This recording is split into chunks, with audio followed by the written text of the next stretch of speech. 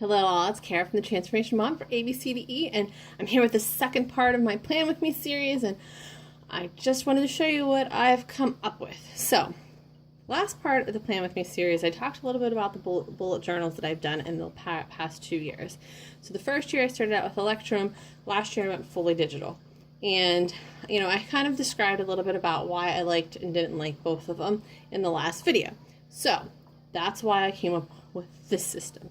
So, first off, I'm going to start off with the actual book that I'm going to use. I created this using Nick the Booksmith's course.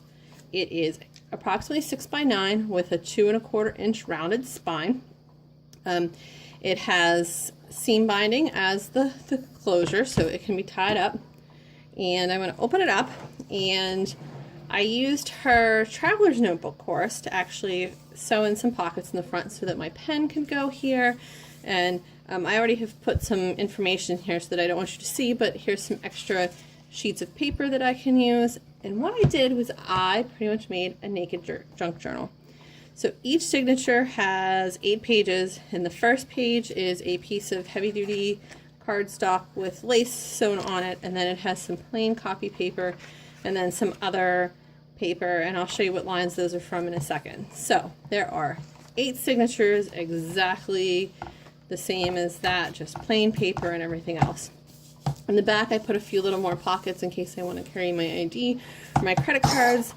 There is also, I really wanted some kind of things to designate what page I was on, so you could see I just got a piece of ribbon and then I tied a little charm to it. So I have a little angel and a little cross to go with the theme of the journal. So I'm going to set that aside for a second. I just wanted to show you, I used the Illustrated Faith, and it's the Basics 12x12 paper. So this was the paper that I used, and then I also used, because this is thinner, this is Paper Studio Glory to God. So those are both used in here. I kept all the scraps so that I could be able to do stuff with it later. Like I had said before, I really, when I was doing my bullet journaling, the 2 things that I definitely knew I wanted to use again were my watercolored pencils. I love these pencils, and they're just so easy to use. They're color smoothly, they sharpen really nice, they're just awesome. And then I knew I wanted to use my Stylator fine point markers again. I absolutely love them. So I knew that those 2 things were a must again. I knew I needed a couple other things. One of the things that I didn't like is I like to be creative, but then I didn't want to have to be creative every single day. So I ended up finding these set of stencils on Amazon. And so I really like these because if I don't, if I just want to put a quick banner up or a quick title or something, I can just do it pretty quickly without having to really think about it. And you can see that there is a lot of variety here. So I absolutely love these. So I guess my son wants to talk to you guys too. So you can see that I absolutely love these. So that was one of the newer purchases I bought. I also bought this little Black & Decker laser level. And I like it. You just turn it on and you can set it down on a line on your mat, and then when you put your paper over it, you can be able to draw on that line. So I absolutely love that because I'm kind of a perfectionist. I'm an engineer. And then I always have my trusty ruler somewhere around. Again, I like straight lines. So those are my basic supplies that I'm going to use for this. The other things that I usually have at my craft desk are my ATG gun. I usually have my Scott's tacky glue. And if I'm trying to do something that's a little bit harder, I'll do my fabric tack. It all depends what I'm using it for. I also usually have score tape around.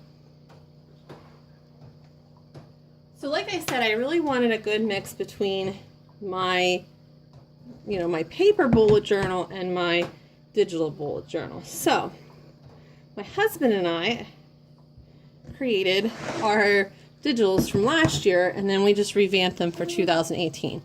So I just really quickly, I can show you just a little bit, and then I'll show you how we're going to put these in practice here in the next video for part 3. So you can see that we mainly have our monthly calendar, we have our what's going on during our week, We have prayer requests, people to contact, things to remember, things to fix. And then this would be for a quote or a script. And that's for every week. And again, I'll show you how this is going to be put into practice later. We also like our 6x6 execution. It's a Bill Hybels principle from the book Axiom. So you can see that we have it broken down to 6x6. So these would be each 6 weeks. And it's 6 things that you're going to focus on in those 6 weeks. So the first 6-week period would be from 1/1/18 to 2/12/18. And you would write the 6 things you want to accomplish. And then here you could actually write, you know, your first thing on your 6x6 execution, and then you would turn around and write down all the specific tasks for that. So those are the digitals that we're going to use. I'm going to print them out and actually put them in my junk journal. And again, I'll show you that in part 3.